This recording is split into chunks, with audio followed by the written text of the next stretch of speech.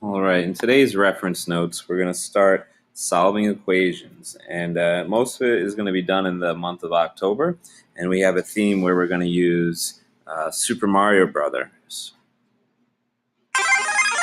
And the reason we're using Super Mario Brothers is because the way I look at solving equations in 8th grade is that there's 5 different levels. So the first couple of levels you should already know from 7th grade. So how to simplify expressions, that's when you combine like terms and do the distributive property.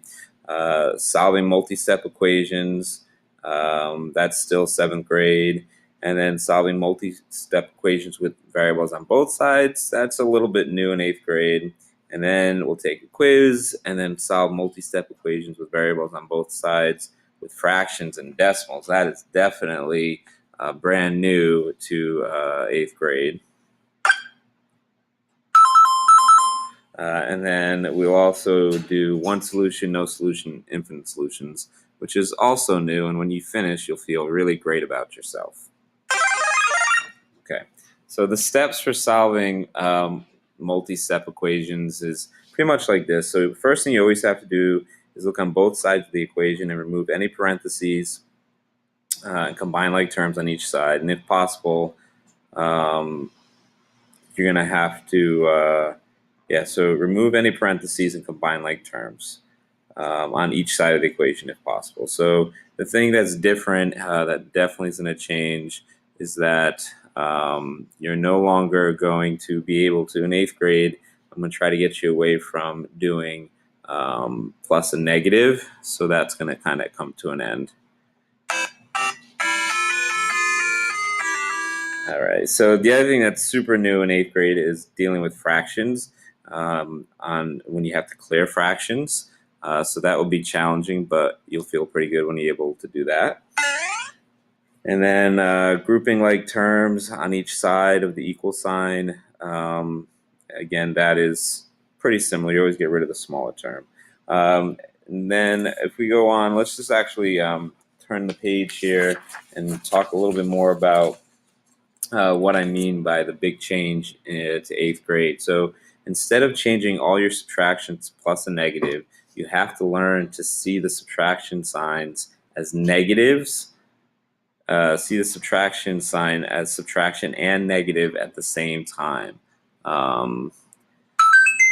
So here's an example that I want you to do. So we're going to try to simplify this expression, which looks long and kind of difficult to do. And I want you to try to do it the 7th grade method, where you change all these different subtraction signs to plus and negative. And I'm going to pause the video here and let you do that with a partner or by yourself, and then we'll resume and show you the difference.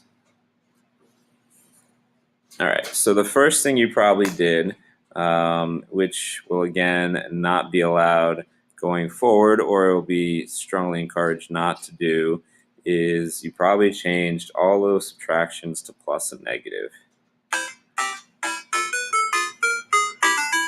All right, so you'll see here, I'll do the 7th grade method. This changed to plus and negative. This subtraction changed to plus and negative. This subtraction changed to plus and negative. Then you do your distributive property, and can someone tell me what you get when you distribute? Negative 6x plus 15. Then you have to combine like terms. That will make things a lot more simpler. So the first thing we're going to do is combine the x terms. So negative 9x, negative 6x, and 5x. What did that come out to? All right. If you said negative 10x, you're right. And then 2 plus 15 is positive 17. So now it's showing you the 8th grade method. I'll do it here without actually changing the subtractions to plus and negative. So I'm going to look at this minus 9x and see a negative 9x, and a minus 3 see a negative 3. So if I was doing this the 8th grade method, I would just do my distributive right away, and I'd be left with 5x plus 2 minus 9x, and then this is negative 3 times 2x, which is negative 6x, which is also minus 6x, and this is negative 3 times negative 5, which is plus 15. So if that made sense to you, you can definitely say you cleared this level of Mario.